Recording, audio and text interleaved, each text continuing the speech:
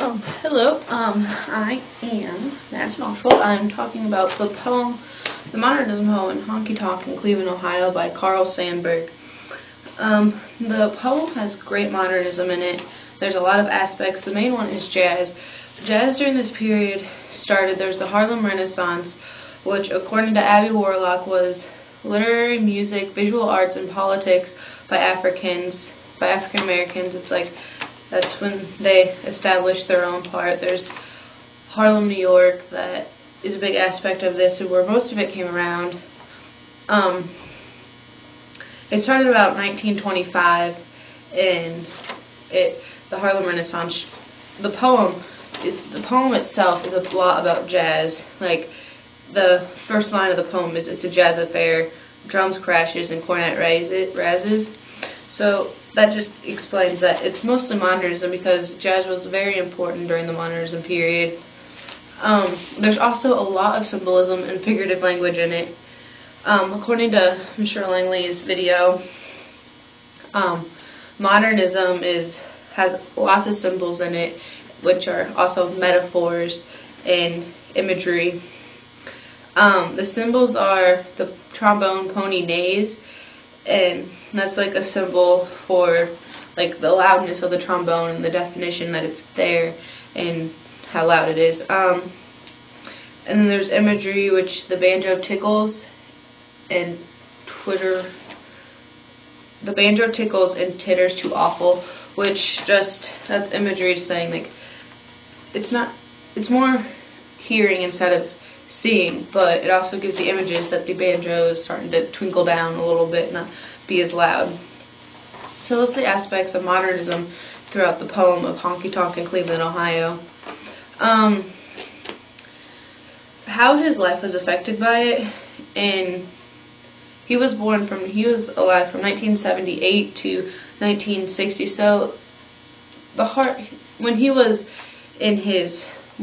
prime writing stage, the Harlem Renaissance was going on, and it affected a lot of people everywhere.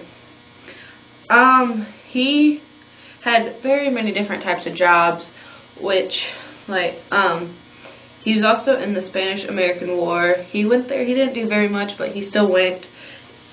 He went to Lombard College. He graduated in the class of 1920. And basically how his family, after he graduated from college, he and his family moved to Chicago.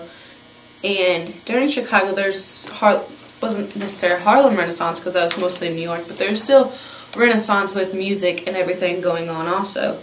So that's what caused him to write this. Cleveland, Ohio, it was just kind of, I feel like it was the movement of jazz throughout the country, and that's why he picked Cleveland, Ohio, because it was kind of like a country area in the Middle West, and it just went there. The theme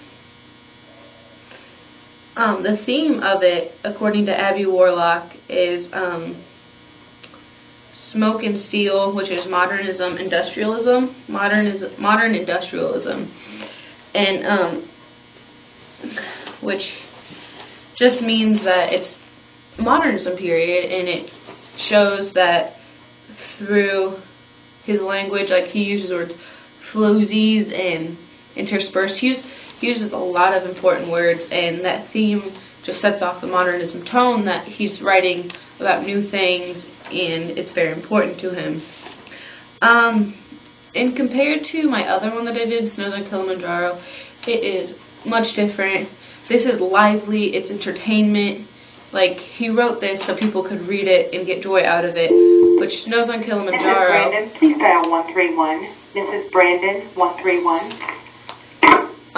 Snows on Kilimanjaro was more sad. The guy was dying during it, and it's just more depressive. So it shows both of my short story and my poem show two different sides of modernism, and I like this part of modernism the best because it's hopeful and joyful. Jazz music is so interesting and so soulful. It's just awesome.